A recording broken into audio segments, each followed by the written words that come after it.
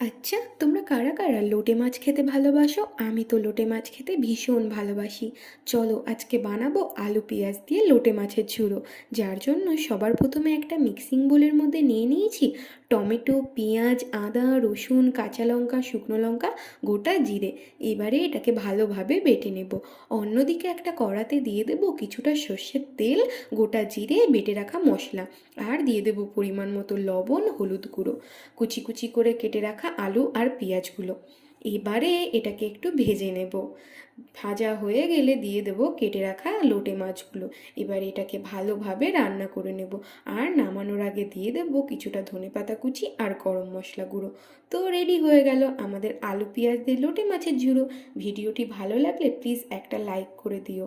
আর যারা যারা আলু পেঁয়াজ দিয়ে লোটে মাছের ঝুড়ো খেতে ভালোবাসো তারা অবশ্যই কমেন্ট করে জানিও।